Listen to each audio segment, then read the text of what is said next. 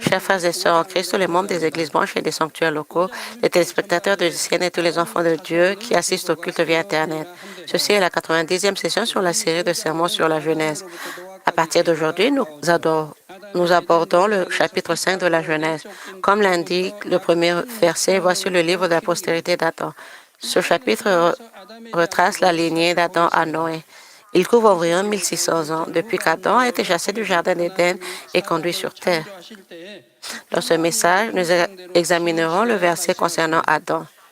À la fin du verset 1 du chapitre 5 de la Genèse, il est dit, « Lorsque Dieu créa l'homme, il le fit à la ressemblance de Dieu. » Nous comprenons ici comment Dieu nous a créés.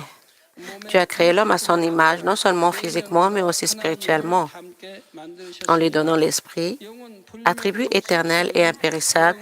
Il a fait de l'humanité un être spirituel. Ainsi, Adam a pu communiquer avec Dieu et partager son amour avec lui. Cependant, bien que créé à l'image de Dieu, l'homme n'était pas parfait dès le commencement. Lorsque les premiers humains, Adam et Ève, vivaient dans le jardin d'Éden, ils ignoraient le mal et la nature charnelle. Ils ne connaissaient que la bonté et l'esprit. Cela signifie qu'ils ne comprenaient pas encore la relativité. La bonté sans la connaissance du mal, l'esprit sans la connaissance de la nature charnelle ne peuvent être complets. Les habitants du jardin d'Éden ignoraient le mal.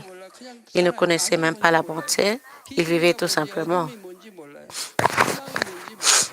Ils n'avaient aucune connaissance du mal, de la contre-vérité, des ténèbres, ni de la mort, car de telles choses n'existaient pas en eux. Par conséquent, on ne peut dire qu'ils étaient heureux. En effet, ils ne comprenaient pas la relativité. N'ayant pas encore passé par la culture humaine, ils étaient dépourvus de cette connaissance. C'est pourquoi Dieu a planifié la culture humaine sur cette terre. Après avoir reçu la culture humaine, lorsque les hommes se débarrassent de la chair, du mal, de la contre-vérité et des pensées charnelles pour atteindre la sanctification, quel bonheur véritable ils connaîtront. Ainsi, la beauté qui ignore le mal et l'esprit qui ignore la chair ne peuvent être complets. Pourtant, Dieu, bien qu'il connaisse le mal dans ses profondeurs, est lui-même l'essence même de la bonté. Bien qu'il comprenne pleinement les attributs de la chair, il est esprit même. Et c'est pourquoi il est parfait. Dieu désirait également que ceux qu'il avait créés à son image deviennent des êtres parfaits. Il souhaitait que ses enfants, tout en connaissant le bien et le mal, choisissent toujours le bien et, en fin de compte, suivent l'esprit. C'est pourquoi il a commencé la culture humaine. Avant même le début de la création, Dieu nourrissait déjà ce dessein.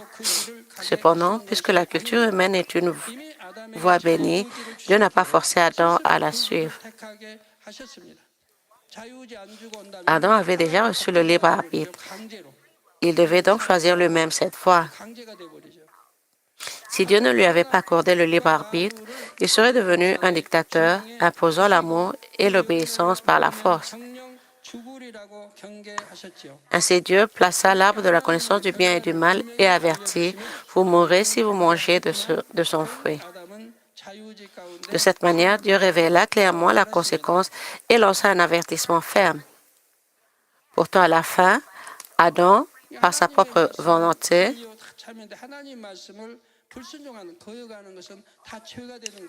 de son plein gré, mangea du fruit de l'arbre de la connaissance du bien et du mal. La parole de Dieu est vérité et elle est entièrement vraie. Par conséquent, la désobéissance ou la rébellion contre la parole de Dieu est un péché. Saül, suivant son propre jugement, s'empara des meilleurs bœufs, moutons et même du roi dans l'intention de les offrir en sacrifice à Dieu. Or, puisque cela n'était pas la volonté de Dieu, il s'agissait d'une rébellion contre sa volonté et donc d'un péché. En conséquence, Saül fut finalement rejeté. Quels que soient les efforts et le zèle déployés, si un acte va à l'encontre de la volonté de Dieu, il ne peut être accepté. De même, Adam, par son propre arbitre, finit par manger du fruit de l'arbre de la connaissance du bien et du mal. En conséquence, ils furent chassés sur terre et la culture humaine commença. Dans cette vie terrestre, ils connurent des choses qu'ils n'avaient jamais connues au Jardin d'Éden, les larmes, le chagrin, la douleur et la souffrance. À travers ces expériences, ils comprirent ce qu'était le vrai bonheur, la vraie joie et la vraie paix. Ils prirent également conscience de la manière la plus amère de la terrible gravité des conséquences de la désobéissance à Dieu et du péché. Après avoir accompli leur vie terrestre, Adam et Ève furent finalement sauvés et entrèrent au ciel. Ils sont allés au paradis. Le paradis est mieux que le jardin d'Éden. Cependant, ce n'est pas la meilleure demeure céleste. Ils résidaient au paradis, la demeure céleste la plus basse. Néanmoins, le paradis était préférable au jardin d'Éden. Même si l'on vivait aux confins du paradis, le lieu le plus bas du ciel, cela serait incomparable mieux que le jardin d'Éden. En termes de splendeur, de beauté, de lumière et même de fruits à déguster, cela ne peut se comparer à l'Éden. Ainsi même le lieu le plus bas du ciel, le paradis est un lieu de joie et de bénédiction infinie. Les enfants d'Adam et Ève, nés sur cette terre, passent également par la culture humaine. Dieu le Père désire ardemment que parmi eux naissent des véritables enfants, ceux dont le cœur est pleinement spirituel et parfait en esprit. Chaque fois qu'un tel enfant naît, Dieu oublie la longue attente et la douleur, et il se réjouit trouvant du réconfort. Chaque fois qu'une telle personne apparaît, Dieu est rempli de joie. Depuis le commencement de la création, Dieu recherche de telles personnes, mais elles sont rares.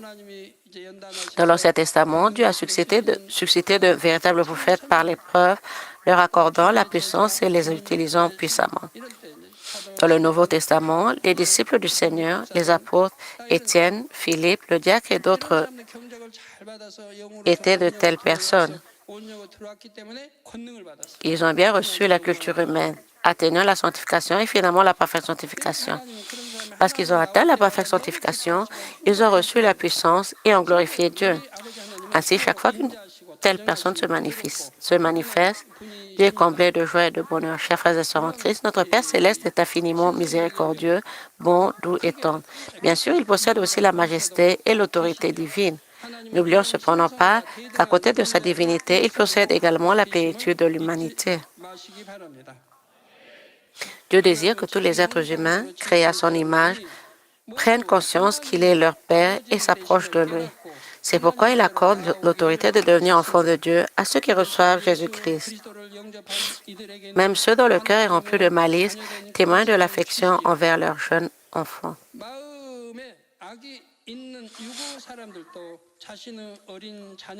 La plupart des parents aiment tellement leurs enfants qu'ils les embrassent, les serrent dans leurs bras et leur expriment leur amour de diverses manières.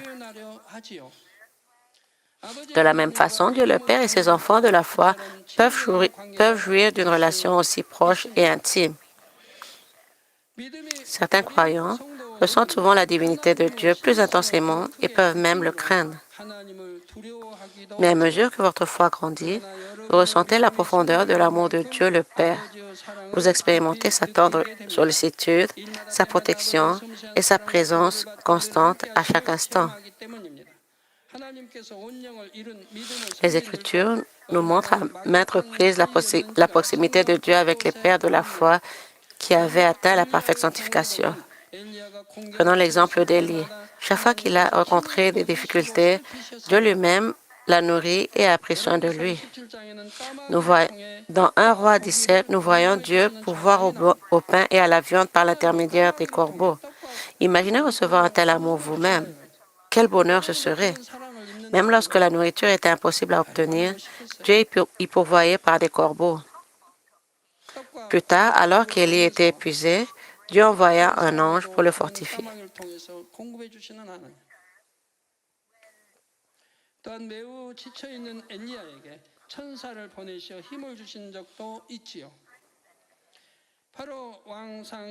Dans 1 Roi 19, 5, 8, il se coucha et s'endormit sous un genêt.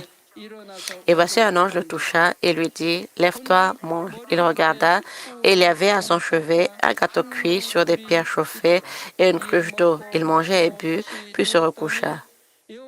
L'ange de l'Éternel vint une seconde fois, le toucha et dit, « Lève-toi, mange, car le chemin est trop long pour toi. » Il se leva, mangea et but. Et avec la force que lui donna cette nourriture, il marcha 40 jours et 40 nuits jusqu'à la montagne de Dieu à Horeb. Dieu marchait également avec Enoch pendant 300 ans sur cette terre. Nous examinerons bientôt plus en détail qui était Enoch et comment Dieu l'a accompagné lorsque nous aborderons ce verset biblique. Dieu lui-même appelle Abraham, et dans Ésaïe 41:8, Dieu lui-même appelle Abraham mon ami. Devenir ami de Dieu est une immense bénédiction. Cela signifie devenir l'ami du Seigneur des armées, Dieu le Créateur. Dieu considérait Abraham comme son ami et ne lui cacha pas ses secrets, mais les lui révéla ouvertement. Par exemple, dans Genèse 18:17, alors l'Éternel dit, cacherai-je à Abraham ce que je vais faire? Et il lui révéla d'avance la destruction imminente de Sodome et de Gomorrhe. Et Moïse, dans l'Exode 33:11, il est écrit, l'Éternel parlait avec Moïse face à face comme un homme parle à son ami. À l'instar de ses pères de la foi, lorsque la foi atteint le 5e niveau, plus de 50%, toute trace de la chair disparaît et les fruits de l'esprit emplissent le cœur en abondance. Dieu peut alors librement utiliser de telles personnes selon leur nature, faisant d'elles des instruments pour révéler sa gloire. Leur cœur et leur esprit ne font qu'un avec Dieu et leur volonté est alignée sur la sienne.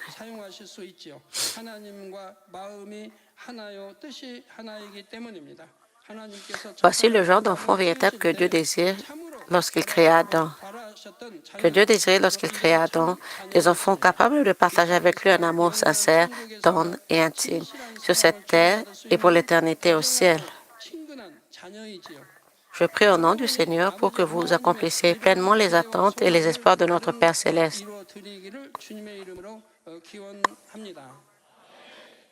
Au verset 2, il est dit, « Il créa l'homme et la femme, il les bénit, et il les appela du nom d'homme lorsqu'ils furent créés. »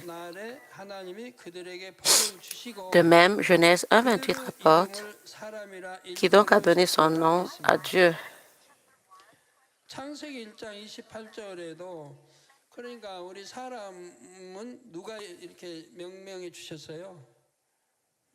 Qui a donné son nom à l'homme? Dieu lui-même, les fils et les filles de Dieu furent nommés hommes par Dieu. Mais qui a donné un nom aux animaux? C'est Adam. Notre nom nous a été donné directement par Dieu. Il nous a déclarés hommes.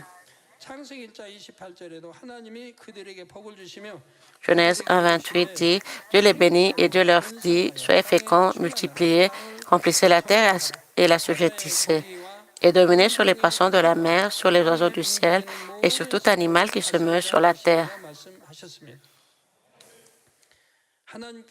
Dieu créa l'humanité et la bénit. Il lui offrit un environnement propice et lui conféra l'autorité et le pouvoir de régner sur toute la création. Parce que Dieu est amour même, il se réjouit de bénir.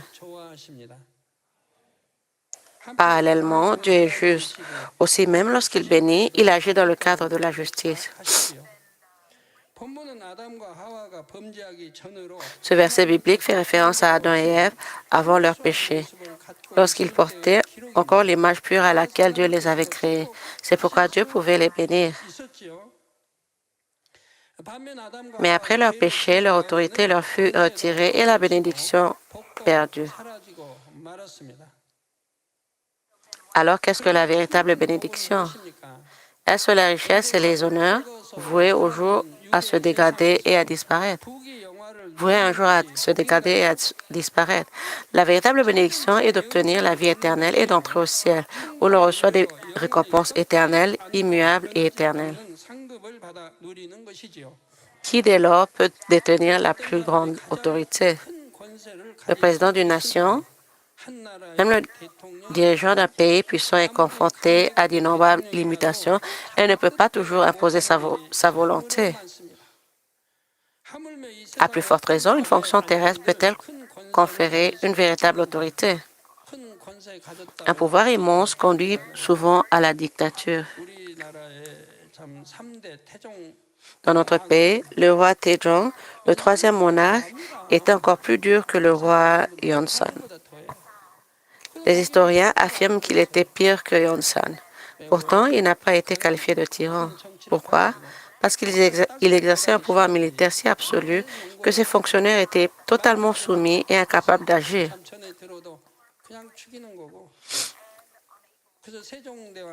Quiconque disait une seule parole contre lui était exécuté.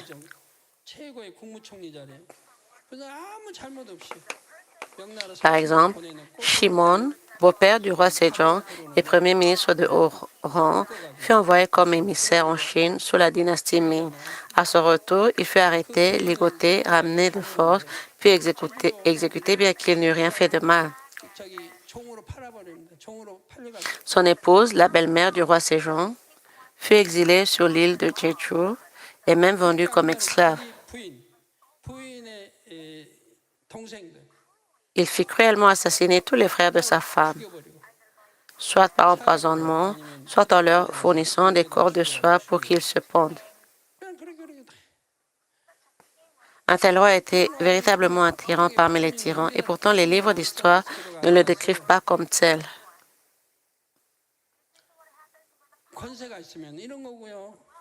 Voilà ce qui arrive avec le pouvoir. Avec la richesse, on la gaspille souvent sans vergogne.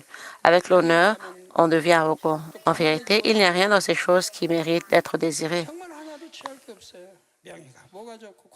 En vérité, craindre Dieu, l'aimer, vivre dans la lumière selon sa parole et se consacrer aux bonnes œuvres et à la charité, voilà une véritable bénédiction.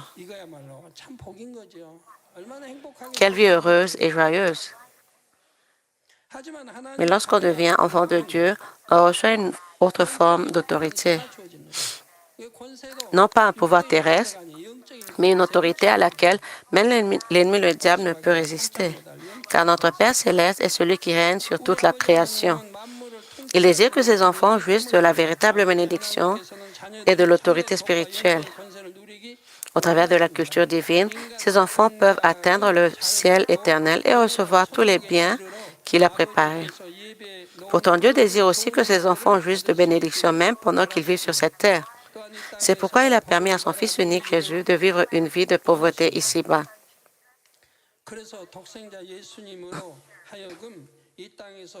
Dans 2 Corinthiens 8, 9, il est dit, « Car vous connaissez la grâce de notre Seigneur Jésus-Christ, qui pour vous s'est fait pauvre de riche qu'il était, afin que sa pauvreté vous fussiez enrichis. »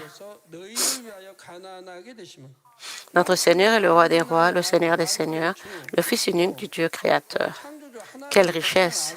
Tout or et tout argent appartiennent au Père et donc au Fils. Pourtant, lui qui était riche, il s'est fait pauvre pour nous. Pourquoi? Afin que par sa pauvreté, nous soyons enrichis.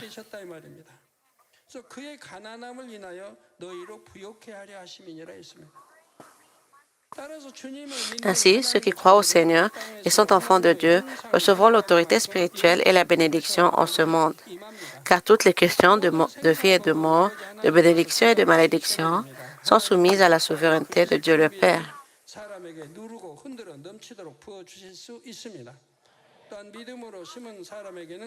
Il peut déverser des bénédictions abondamment recueillies sur ceux qui ont préparé le vase pour les recevoir.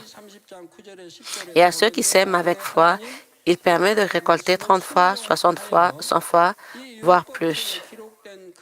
Deutéronome 30, 9, 10 déclare également, « L'Éternel, ton Dieu, te comblera de bien en faisant prospérer tout le travail de tes mains, le fruit de tes entrailles, le fruit de tes troupeaux et le fruit de ton sol. Car l'Éternel prendra de nouveau plaisir à ton bonheur, comme il prenait plaisir à celui de tes pères, lorsque tu obéiras à la voix de l'Éternel, ton Dieu, en observant ses commandements et ses ordres écrits dans ce livre de la loi, lorsque tu reviendras à l'Éternel, ton Dieu, de tout ton cœur et de toute ton âme. »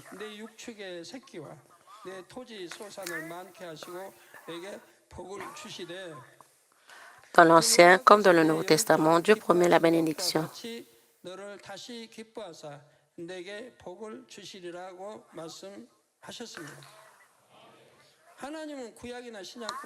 Cependant, toute promesse de bénédiction est assortie d'une condition claire: l'obéissance à ses commandements, à ses ordonnances et à sa parole.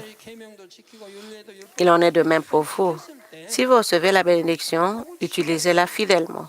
Donnez généreusement la dîme, partagez avec les nécessiteux et soutenez les pauvres parmi les croyants.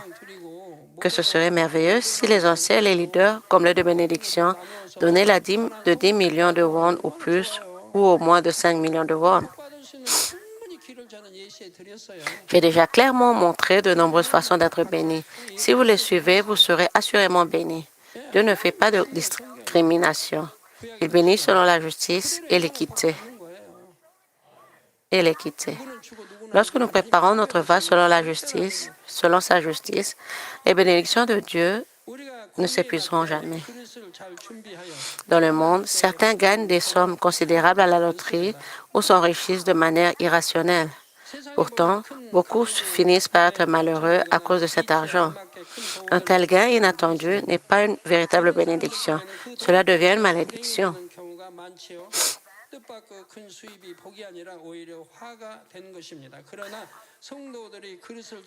Mais lorsque les croyants préparent leur vase et reçoivent la bénédiction de Dieu, cette bénédiction ne les amènera jamais au malheur, car les bénédictions que Dieu accorde sont justes et appropriées. Elles ne peuvent jamais être source de malheur. Proverbe 10, 22 dit: « C'est la bénédiction de l'Éternel qui enrichit, et ne la fait suivre d'aucun chagrin. » Cela signifie que Dieu n'accorde pas de douleur avec sa bénédiction.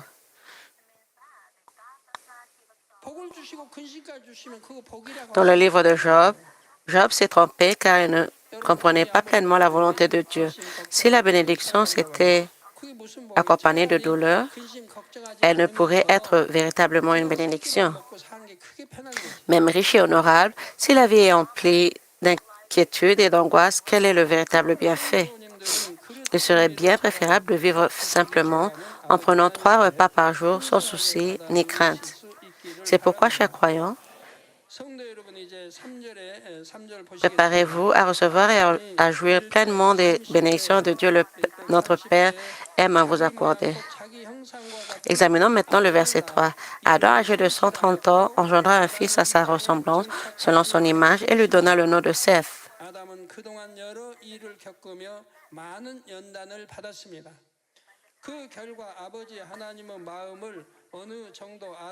Après avoir vécu 130 ans sur cette terre, Adam avait traversé de nombreuses épreuves et difficultés. De ce fait, il parvint à comprendre au moins en partie le cœur de Dieu le Père et à ressentir profondément son amour. Son cœur était si différent de celui qu'il avait au Jardin d'Éden. Alors, ne connaissant pas la contre-vérité et le mal, il était pur, mais encore enfantin. Désormais, par l'expérience, il avait mûri. Il ne se contentait pas de connaître le péché en théorie, mais il avait compris au plus profond de son cœur combien le péché était véritablement impur et terrible.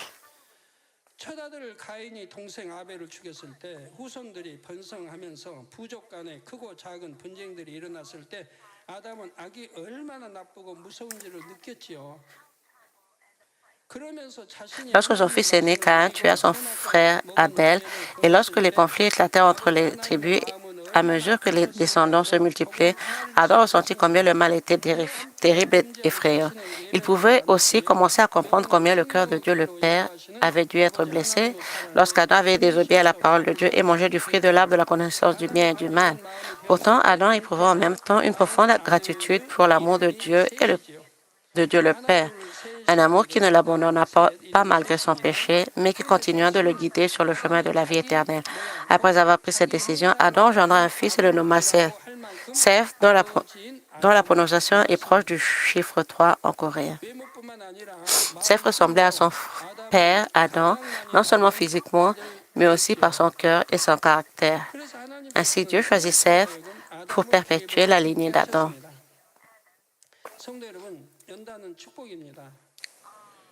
Chers frères et sœurs en Christ, les épreuves sont une bénédiction. Lorsqu'Adam descendit sur terre et dut affronter les épreuves, sa vie fut assurément difficile et éprouvante. Il n'avait jamais tenu de pioche, jamais utilisé d'outils pour creuser la terre. En Éden, il se contentait de cueillir des fruits. Il n'avait jamais transpiré à la sueur de son front, jamais été importuné par des insectes comme les moustiques ou les mouches. Mais sur cette terre, il dut affronter les épines, les chardons, les parasites, la chaleur et la sueur. Sa vie devint dure et pénible.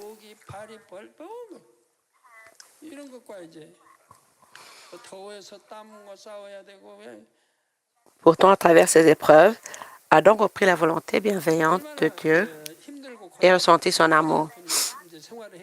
Après 130 ans, Adam était un homme transformé. Il avait appris ce qu'est le véritable bonheur.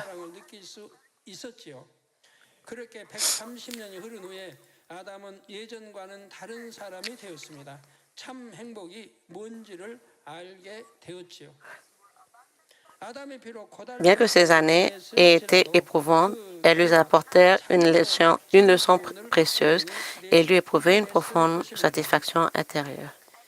Comme le dit Hébreux 12, 11, il est vrai que tout châtiment semble d'abord un sujet de tristesse et non de joie, mais il produit plus tard, pour ceux qui ont été ainsi exercés, un fruit paisible de justice.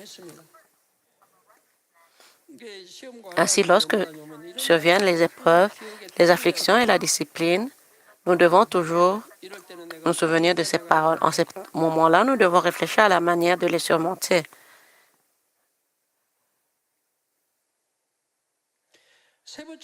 De même que le métal est raffiné, placé dans un feu ardent, plongé dans l'eau froide et martelé, il devient, grâce à ces procédés, un acier résistant.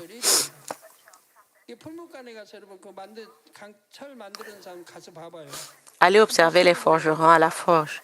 Au premier abord, ils semblent misérables, travaillant dans une chaleur torride, ruisselant de sueur, une serviette autour du cou, s'essuyant les yeux tout en martelant le métal. Je me suis demandé un jour, pourquoi frapper le fer tant de fois? Une ou deux fois ne suffirait-elle pas? Pourtant, il le martèle encore et encore, le plonge dans l'eau froide, le réchauffe, puis le frappe à nouveau. Cela me paraissait si difficile et je me demandais, doivent-ils vraiment faire tout cela? Mais j'ai compris, oui, c'est indispensable. Seul un tel procédé permet de fabriquer du véritable acier. De la même manière, Dieu notre Père corrige ses enfants. Il désire faire d'eux des fils et des filles forts, bénis et puissants. Par ces procédés, le fer, autrefois inutile, devient de l'acier solide, transformé en un outil précieux. De même, Dieu purifie le cœur des hommes. Proverbe 17, 3 dit, « Le creuset est pour l'argent et le fourneau pour l'or, mais celui qui éprouve les cœurs, c'est l'Éternel. » Par conséquent, quelle que soit l'épreuve qui se présente, si nous l'accueillons avec reconnaissance, nous pouvons rapidement être transformés. Même si cela ressemble à être jeté dans le feu ou plongé dans l'eau glacée. Si nous persévérons dans la prière et la gratitude, le Père nous fait comprendre. Par la discipline, il nous montre que ce qui doit être ôté et ce qui doit être purifié.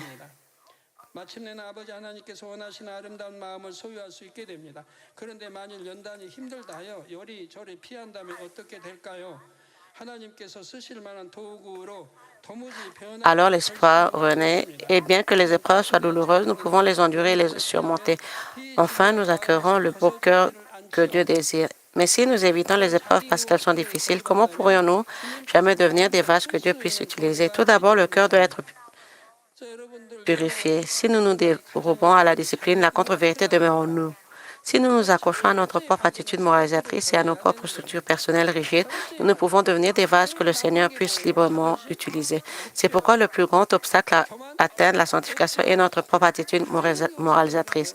Ces défauts doivent être mis au jour et brisés. Et lorsqu'ils sont anéantis, que reste-t-il? L'orgueil disparu, l'arrogance disparue, tout cela est éliminé. Lorsque les épreuves surviennent, si vous ne parvenez pas à les surmonter ou si vous les évitez délibérément, des épreuves similaires risquent de se reproduire. Les choses peuvent se compliquer. Les situations peuvent mal tourner et vous pouvez être sujet à des conflits incessants avec les autres. C'est pourquoi, face aux épreuves, la sagesse est de les accueillir avec reconnaissance. 1 Pierre 1,7 dit, afin que l'épreuve de votre foi, plus précieuse que l'or périssable, qui cependant est éprouvé par le feu, et pour résultat la louange, la gloire et l'honneur lorsque Jésus-Christ apparaîtra. Accueillez cette parole avec foi et puissiez-vous traverser chaque épreuve avec espérance. Imaginez la transformation qui suivra, combien mon cœur deviendra plus beau et plus beau après cela, combien ma foi grandira après cela, combien Dieu le Père me bénira à travers cela. Gardons cette espérance, accueillez les épreuves avec reconnaissance et triomphant. Ainsi puissiez-vous tous plaire au Seigneur qui reviendra dans la gloire au nom du Seigneur, je prie. Amen. Prions pour son sujet du message. 참 행복과 기쁨, 참 평안이 뭔지를 알게 하시고 아버지 하나님께서 불순종하여 죄를 짓는 것이 얼마나 무서운 결과인지를 깨닫게 해주심을 감사합니다. 인간정을 통해 마음의 할례를 받고 영으로 원령의 하나님의 자녀가 됐을 때 아버지께서는 기뻐하시고 그들에게 축복해 주신 것을 볼 수 있습니다. 연단을 통해 우리가 앞으로 해야 할 것이 무엇인지 깨닫게 해주시고 천국 소망하며 뜨겁게 달려나갈 수 있는 우리 모두가 되게 하시고 참 마음과 온전한 믿음으로 이루어서 영원한 천국 새를 삶을 소망하며 뜨겁게 달려나갈 수 있는 우리 모두가 되게 하옵소서. 감사합니다. 우리 주 예수 그리스도의 Merci, nous avons ainsi prié au nom de notre Seigneur Jésus-Christ. Amen. Comme nous recevons la prière du pasteur émérite pour les malades sur la vidéo, posez vos mains sur vos parties malades ou parties faibles de votre corps. Et si vous n'êtes pas malade, posez vos mains sur votre corps pour recevoir la réponse par la foi. Alléluia, Dieu Tout-Puissant, notre bien-aimé Père. S'il te plaît, impose tes mains sur tous les croyants qui reçoivent cette prière maintenant. Montre tes œuvres qui transforment le temps et l'espace à ceux qui reçoivent cette prière via DCN, Internet et la télévision par satellite dans les églises branches et les sanctuaires locaux, ainsi que tous les enfants de Dieu dans le monde. Donne-leur la foi pour croire de tout leur cœur. Chasse les pensées négatives et les doutes et chasse tous les tests et épreuves. De la tête aux pieds, tous les entrailles, articulations, nerfs, tissus et cellules, quelle que soit la partie malade, brûlez avec le feu du Saint-Esprit et la lumière originelle. Au nom de Jésus-Christ, je commande à l'ennemi, le diable et Satan, que toutes les maladies, germes et virus et infirmités disparaissent, que la lumière soit. S'il te plaît, brûle toutes leurs maladies, interminables et incurables avec le feu du Saint-Esprit. Chasse toutes leurs maladies endémiques, dont la malaria et le paludisme. Toutes les maladies contagieuses, y compris le rhume, la grippe et la fièvre, disparaissaient. Protège-les de toutes sortes de germes et de virus.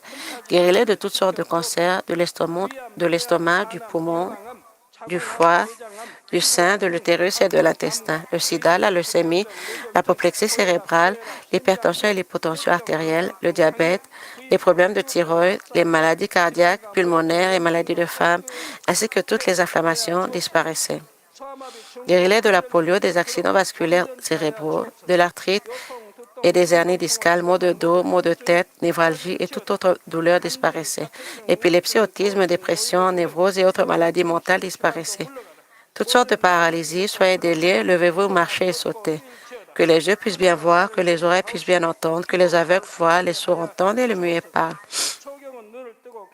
Guéris-les des séquelles de toutes sortes d'accidents, restaure leurs os brisés. Restaure-les des brûlures, permet que la chaleur et la sensation de brûlure disparaissent. Père, qu'il ne reste aucune cicatrice.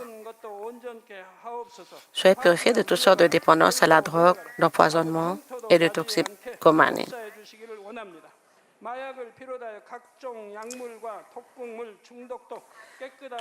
Permet que les nerfs, tissus et cellules morts soient régénérés, redonne vie aux morts. Donne-leur la bénédiction de la conception. Recevez la bénédiction de la conception. Au nom de Jésus-Christ, je commande à l'ennemi, le diable et Satan, au maître de la puissance de l'air, aux forces maléfiques des lieux célestes et à leurs serviteurs, disparaissez. Disparaissez, esprit mauvais, impur, de fausseté et trompeur, esprit de séparation et toutes les forces des ténèbres, déliez les liens des ténèbres. Ténèbres, disparaissez, que la lumière soit. Dieu le Père, donne-leur la force de s'écrire dans la prière et la puissance de se débarrasser des péchés et de se sanctifier. Comme leurs âmes prospèrent, que tout aille bien pour eux et que leur famille soit évangélisée.